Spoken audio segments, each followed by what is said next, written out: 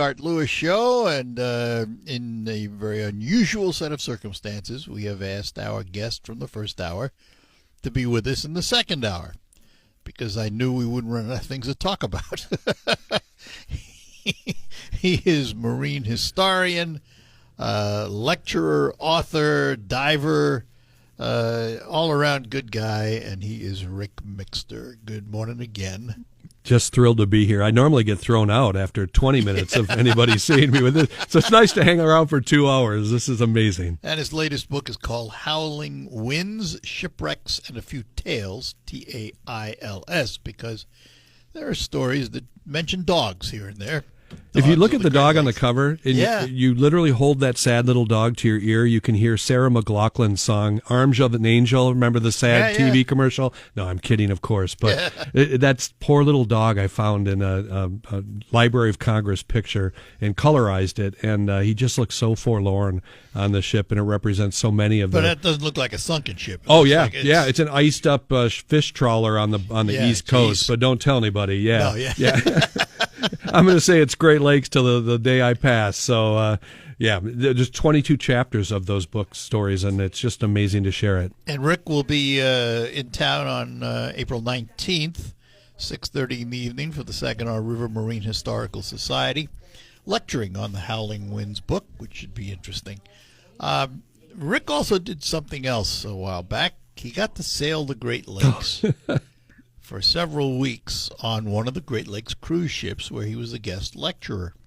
What was that like? It is amazing to, first of all, be on a cruise ship on the Great Lakes. I mean, this is something that was, commonplace as we go into the 1920s, the 1930s. And then it vanishes during the war and gets much more popular with the car ferries today. But to be on a cruise ship that's French, eating French cuisine, eating caviar, and ironically talking about maritime history on the Great Lakes, including shipwrecks, it's an honor. Many of our guests had never, and I've had 400 passengers in the 2 years I've done it, they've never seen Niagara Falls. They've never seen Mackinac Island. They've never seen beautiful Tobermory, Ontario. So I get to share that with them. Is there a bit of a conflict? Cruising on a cruise ship, talking about shipwrecks. I think a lot of people look at it and they go, well, could it happen? And that's legit. I mean, we sailed in October, and there's many big storms that kicked in September, October, especially the gales of November. Legit thing, but these are boats that are built for passenger comfort. They're built to stabilize. Even in 6-foot waves that we had, I never really felt it. In fact, it was almost calming. So, yeah, there's a legit concern, but I think that when they learn the history of these lakes that starts in 1679 with the first, La Salle coming up into the upper Great Lakes on Le Griffon, there's certainly an amazing history that they're more captivated on, and it oversights the fact that 25,000 people have lost their lives on the Great Lakes. Yeah, you're sitting on a ship, folks. Oh, absolutely. But I think when they see the survivors, they realize that those lakes can be stirred up, and we certainly had opportunities to be in the lifeboat as we went to Mackinac Island in 6-foot swells that they got a full appreciation of what these beautiful fresh waters can turn into. I have to ask you, Rick, and this is something you never partook in, but the submarine that went down to the Titanic that imploded. What was your thoughts on that? It was tragic, and it even ties into the cruise ship because the Octinus, or the one that Viking is running, has a sub on board that's diving the Great Lakes. So, I dove in the Delta. I knew when we went down that it wasn't something they had just built. Bob Ballard himself had sailed that previous year on the Delta to dive the Lusitania shipwreck. So I knew it was proven to those depths. Those subs weren't built for public consumption to sell space on. Almost all scientific. It was all scientific. Yeah, so many scientists had been in there for thousands of hours, and the pilots all had that kind of time as well. Now, when they first started asking to dive the Titanic in the Russian submarines, I was looking at ways of mortgaging my house. And if there was only a few rides they were going to give out, I could have reasonably thought that I might recoup that money I would put in to make a dive to that. But with the thousands, not thousands, dozens of people people who've dove the Titanic now. Everybody has. In fact, a businessman from Flint called me up and said, I'm going to go dive it with my wife, and wanted to know what kind of gear he should take with him to do submarine. it. Oh, yeah. And I told him the best thing to do, sir, is to take Rick Mixter with you, because that's the guarantee that you'll have a good story. But I didn't get to go. So it broke my heart. I was crushed. I know that there's a risk every time we enter the water. I take a bigger risk every time I get into my car to drive in Detroit. You know, to me, I feel the worst threatened on our highways than I do compared to skydiving, flying F-16s, you know, B-52s, all that stuff that I've done in my crazy career. I'm more panicked on the road than I'll ever be from a submarine visit, you know, down below. Yeah. But there's a respect that you have to have, and I want to know the safety. How do I get out of here? Is there a reasonable? Yeah. The guy that invented our submarine had the world ascension from a sunken submarine, 200 feet. Rich Slater had been in an accident where the pilot was killed. He escaped. So I felt very confident that this guy, you know, that designed this submarine knew what he was doing. You know, it's interesting in the longevity of our careers. You've done a lot. I've never flown in a B-52. I have flown in an F-100 and an F-4 Phantom. Yeah. But never did the F-16, and done many other crazy things in my life too. But I've never been a diver. I'm not a swimmer. Yeah. And I often wondered. As a matter of fact, one time, my late wife and I, were in Puerto Vallarta. Oh, just there. And we took a diving boat for whatever reason. I don't know why we did it. And went out into that big bay. And at some point they stopped the boat and they fit you out with the fins and the snorkel. It's a snorkel type thing and all that. And I said, well, I'll do that, not knowing how stupid I was. I jumped in the water and hailed right out. And I was out of there so fast. You know, and I'll tell you, the Pacific Ocean there, and I just snorkeled it 2 summers ago or 2 weeks ago. It's very cloudy. It's cooler than normal. Yeah, it was cool. Yeah. There's a lot of cool animals, but it's just not the perfect place to try and learn it. I learned in Higgins Lake, crystal clear water, and it was so fun, and you weren't, you know, overwhelmed. I've dove the Caribbean, which is crystal clear in many locations. Lake Superior is very clear. Those are the places to inaugurate divers, that to get them excited about it, not the places that, you know, you think a shark might be 2 feet away and you can't see them, or the water's really cold and it's uncomfortable. I think that's a better opportunity to pick up scuba diving, and I'm sad that people get scared away from it, because it's one of the true loves of my life, is to put on the gear to go in. I feel very safe when I'm in the water. I don't feel claustrophobic. Well, your safety's in your hands. Absolutely, and I think that's the ultimate. You know, it is when I'm a pilot, when I'm flying aircraft too, and I very much enjoy that. It's just the other people that are around you when you're driving that you can't, you know, and that's what the only thing that really makes me super nervous, for me and especially my families, you know, as they travel around on these highways. You like unusual things. I do. I would suggest to you before April 16th or 19th, I'm not sure. There is an exhibit at the Midland Center for the Arts called Space Explorer, the Ultimate, or the Infinite. It is a virtual reality experience. Wow. You put on the goggles. Yep. Total 360-degree surround. You walk onto the space space station, and there are these orbs that appear, and you put your hand out, and it takes you inside the station. Or you can even walk through the wall of the space station and stand in space, and the Earth is below you and the space station's above you. It was one of the most unique experiences I ever had.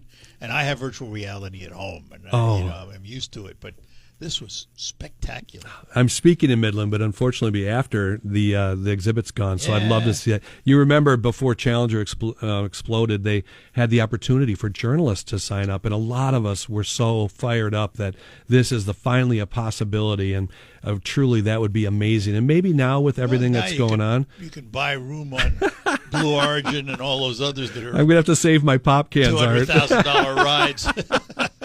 That's a lot of high sea containers. Yeah. We're going to take a break. We're talking to Rick Mixter. We'll talk more about some of the great shipwrecks and things that he talks about in his lectures in his latest book, Howling Winds, Shipwrecks, and a Few Tales. More coming up. Begic Nursery and Garden Center in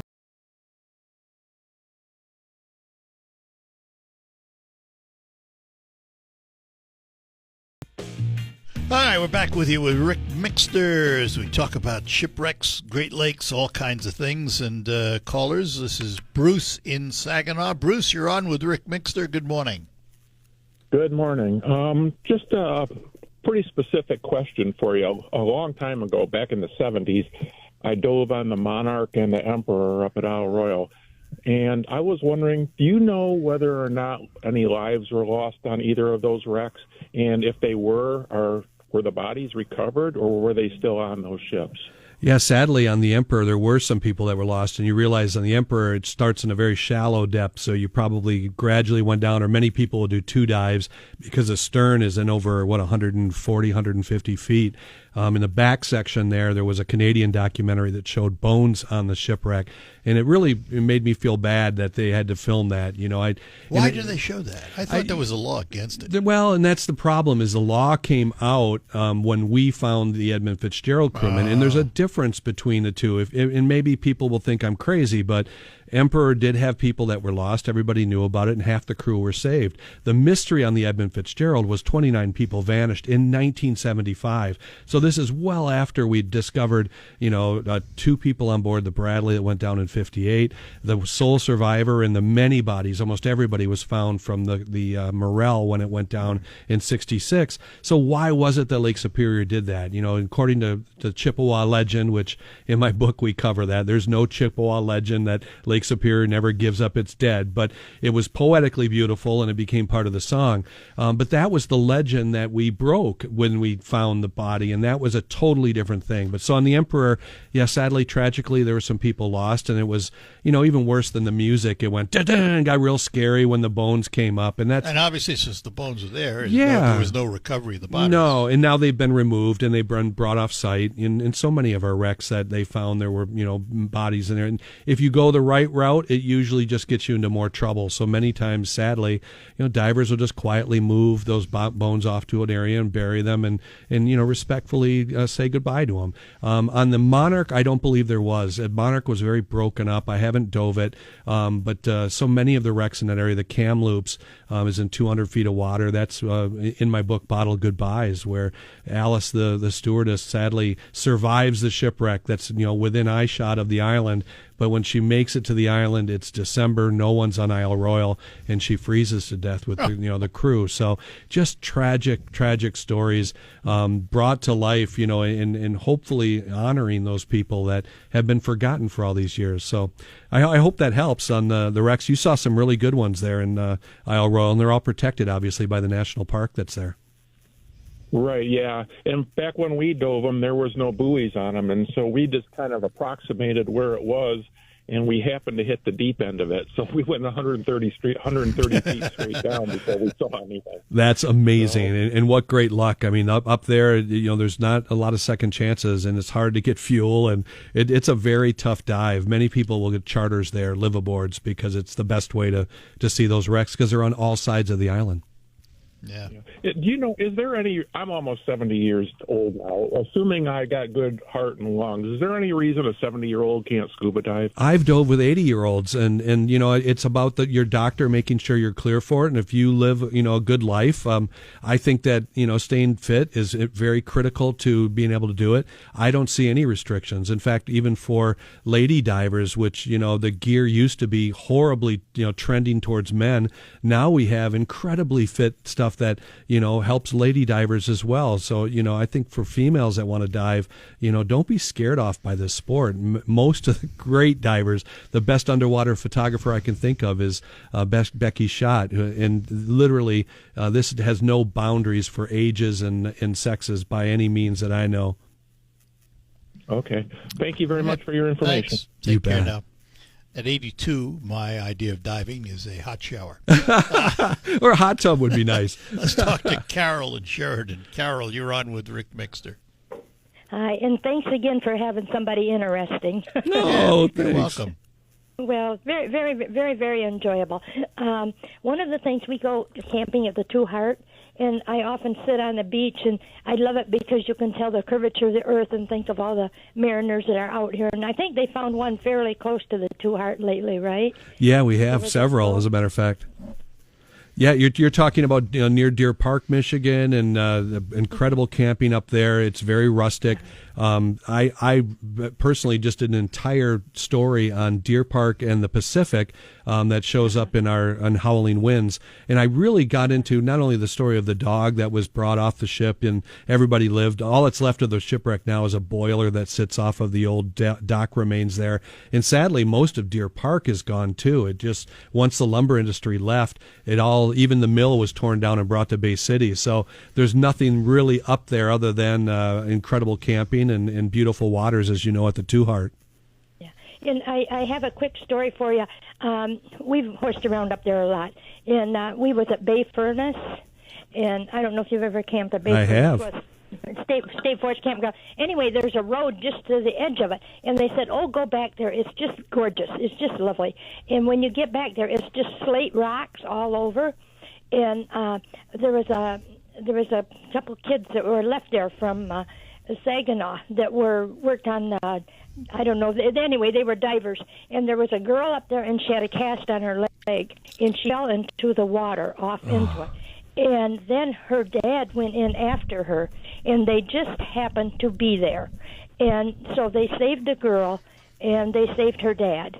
Wow. And, but people do not respect that lake. I mean, they run and jump in that. They have no idea on the undertow. You're so far from help up there. And I used to worry about them, and now I say it just sends out the gene pool. If they're that stupid to disrespect such a beautiful lake, All right. But it was wonderful that they actually did save that girl, and thinking they were from Saginaw Bay City. So. Well, and Bay Furnace is a beautiful area. I mean, they used to make steel there, and you can go around and find the slag, the glass remnants that are on the beach. But be careful; it's really sharp. That whole area, Alger County, is by my dollar the most beautiful place on the Great Lakes. The waterfalls, everything that's in the Munising area, including the shipwrecks, are unmatched, and I just love it. And now everybody's figuring out that Munising is such a beautiful place. They finally built a hotel there. So, and best pasties in the UP, I think. You can argue with me, though. All right. Good enough. The last 5 years, though, they've just overrun the place. Yes, ma'am. And people were parking in people's driveways, and I mean, people have just their brains fall out when they go across the bridge. I will admit to doing that, Art. All right, Carol. Well, Thanks. take care, you guys. Appreciate Thank you, it. Carol. Take care. Yeah, bye-bye. Bye-bye. And let's go to Deckerville and talk to Mike this morning. Mike, you're on with Rick Mixter. Good morning, gentlemen. Just a quick anecdote. My dad and three of his brothers were all chief engineers in the Great Lakes. Oh, and wow. Dad recalled when he was a young man, his oldest brother writing a letter home, and it took a few weeks to get there to my grandpa. He going through the Armistice Day storm, and my grandfather, it just got him. It was just so emotional for even to know his son was alive, but what he went through weeks and weeks earlier, and the horror that he saw, and they survived everything. Wasn't on a ship that was damaged, but it just terrified him, and he didn't want the rest of the boys to go out on the lakes, but they ended up doing it. And the reason I'm calling is, do you have an email or something I can reach out to you? Dad had a lot of home movies, and he was one of the few guys that was really good at home movies. He told me it came with the camera, how he put it, but and we have some pretty historic footage, like some whaleback steamers and stuff like that. And Dad passed a couple years ago, so we want to keep a copy for ourselves, but we'd like to find a place for it to get kept for historic value. Oh, you bet. And I transfer thousands of feet of that footage because that's how I find the treasures that go into my PBS documentaries. So, yeah, my email is very public. It's Rick, R-I-C, at airworthy.tv, like television. So that's not .com, but you can find it online too. If you just type in RIC and shipwreck and email, you will find me. I guarantee it. All right. We're losing your signal, unfortunately. It's hitting jet. Yeah, we're kind of losing you there. Okay, thank you. I'll reach out to Rick. I look Mike, forward to it. thank Thanks you. for calling. Bye-bye. Take a break. Be back with more with Rick Mixter. Get your roll on with Lucky. Anything new lately? I have. In fact, I put together a brand new final run that I just put on the internet. Just thought let's do it. I did a whole thing on the most dangerous place on the Great Lakes that now I think has 450,000 views, and it's only been a couple weeks. It's amazing to get 5 million views on some of the videos. Oh yeah, but through YouTube I get nothing. Yeah, I get a $200 check every month from that. So when people, and a lot of people, you use music, and I use music that I have permission to use, and it flags it and says this, you can't use this. I'm like, yes, I can, and there's no way to really police that, a way to get it cleared up, and that's a real problem on my videos. But I'm working on one on Soul Survivors, on not only Dennis Hale that survived, but Kia, the lifesaver off the tip of the thumb, was involved in a rescue attempt of the Magruder and sadly lost all of his crew, and Kia became this incredible superintendent of the Great Lakes life-saving crew. So the Soul Survivor thing has kind of caught my eye, and this has been the last week. I'll go to National Archives in 2 weeks in Chicago and pour through logbooks, pour through blueprints. I'm working on missile sites around Detroit area. I've actually been to 3 of them now. It just fascinates me, especially the 50s and 60s. Yeah, that we had Nike, Hercules, and Ajax missiles, and of course the development of the Beaumark missile, which took place at University of Michigan, top secret Willow Run plant. All of that stuff became a new lecture that I did for the Michigan Aviation Museum at Willow Run, and all of that stuff has just got my bug. I really want to get back into an airplane and go flying, and that, hopefully that'll be on the agenda here too. It's interesting. I haven't flown since my daughter went to med school, so it's now time to start saving up if I'm not going to go dive someplace on the Titanic, maybe I can go, and do an airplane ride. Of all the things you do, Rick, I've known this guy a long time. Of all the things you do, if I said to you, Rick Mixter, you could only have one thing to do, none of the rest, dive, author, lecturer, cruiser, or you name it, what would it be? Hands down, Grandpa. Hands down. It is the greatest job. For me, it is literally the greatest, being a good husband, being a good father, being a good grandpa. To me is probably the hardest job I've ever done. But also, all the rest is great. But to see the eyes through these little kids, and I'm blessed with 4 kids now, grandkids. 2 are far away in Texas, but we get to see them 3 times a year. Sometimes 4. We saw them at Christmas, my boys, and then the girls are all right next to where we're at. In fact, tomorrow is our day with the girls, and it'll be amazing. But in response to the other stuff, I mean, it's all so similar that flying is just as cool as diving, is just as cool as hunting alligators with Ted Nugent, just as amazing as flying the Goodyear blimp. So all of these opportunities that I've been given only because I was a journalist. There's nothing special about Rick Mixter. Trust me. I tell people that all the time because of the things I've gotten to do because of this. Same thing. I can remember, I think one of the most unusual things I ever did, I was on the deck of the Mackinac icebreaker when it made one of its last runs up to St. Mary's, up to the Sioux. And that was something else. You got on the ship in, I think it was Sheboygan or somewhere in there. Yeah, that's where she home ported. Yeah. We got on the ship there, went up to the Sioux, and then they bussed us back to Sheboygan. Wow. And that was an experience. That was an experience. There's nothing of the sound busting ice on those. And it's been just an amazing opportunity to be on the Hollyhock, the Mackinac, helicopter. They lowered me into the water, all of that. So I had an interview with the captain. Oh, excellent. Do you remember the skipper's name or no? No, I don't. Oh, yeah. It's been a long time ago.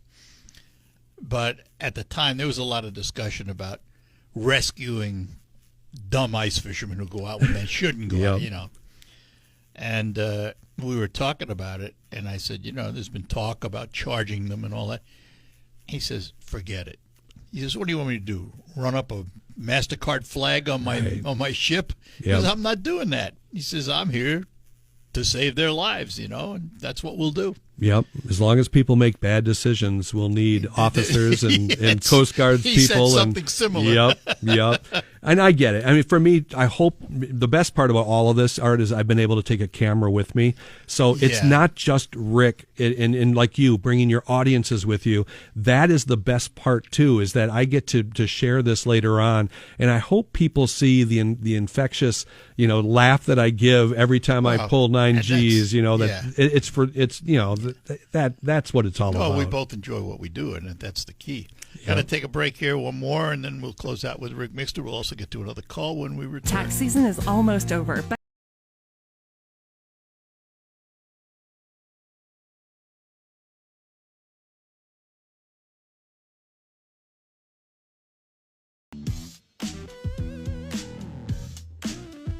All right, we're back with you. Before we get to another caller here, had a mutual acquaintance, a former judge, asked about your dive on the Carl Bradley in a submarine. Does that sound familiar? Oh, yeah. And hello, Judge Crane. I cannot believe you got to talk to him. What a fantastic gentleman, and very much a part of the lighthouse industry on the Great Lakes as well. Absolutely. Yeah.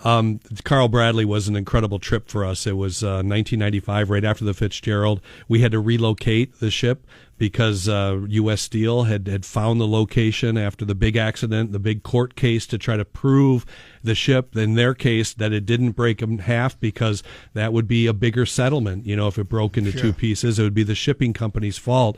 And so they forgot the coordinates. So we found it and redove it in 95 in a submarine, only to find the visibility was horrible. This is pre-Quagga so our submarine crashed into the shipwreck 360 feet. Oh, yeah. It was horrible. In fact, at one point, maritime artist Jim Clary went under the propeller and didn't realize that the ship was actually V'd in the middle, and it was off the bottom. So we were under the shipwreck. It was just a tragedy that we couldn't do much more with it. So we left a plaque, and they went back, I think, in 97 with a robot and got a little better footage, which is ironic because now the Quagga mussels have completely coated that shipwreck. It's now almost gin clear, where you can see giant sections of the wreck, but everything is covered. There's no paint anymore on the wreck. All right, let's talk to Gary in Saginaw. Gary, good morning. You're on with Rick Mixter. Good morning. Excuse me. People have been complaining they can't understand me, so I hope I'm coming through. You're doing all right. Okay, one a minor thing. Some of the ships that they found had merchandise on them, and they've been able to salvage it. Now, is that because there's no salt water in the Great Lakes, or some of this merchandise is still like new? Oh, so much of it, yeah. I mean, the cargoes that we have on the Great Lakes, much of it won't go bad. If it's coal or iron ore, many times they would try to salvage it. But for things that have been down for a long period of time, when the Regina was found, they got a salvage permit. They brought up Scotch bottles that were on board. In fact, People magazine had a wedding that was being toasted. Now, everybody died on that shipwreck, so I don't think that ethically I would want to celebrate with that type. I believe that these artifacts are down there now as an underwater museum. I think that they should stay down there, and we can build facsimiles for museums and such, and that way we don't, change that historical record. The second you move something on the bottom, you change the story of what's down there, and as technology gets better and better, it's only going to be a better opportunity. But now we are fighting wrecks disintegrating on the bottom, the zebra mussels and everything else. But certainly our cargoes have survived. There's giant blocks that were supposed to be a bank building up in the Straits that was on the C.H. Johnson, and so many other cargoes that will probably never go away because they're, rock. But the Great Lakes do protect it. That jogs my memory.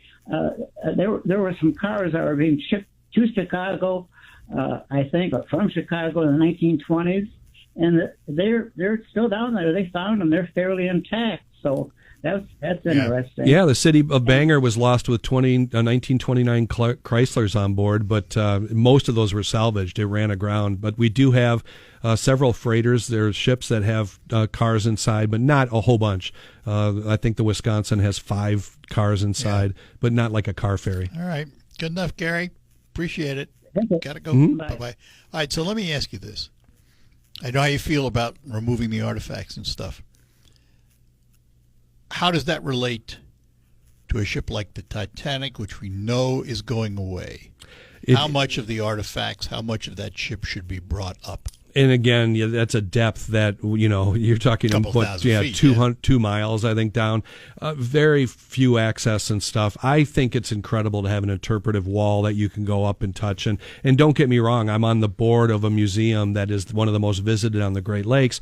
I know there's a balance between providing things for public that will never dive and creating that. But we're also seeing an incredible opportunity to recreate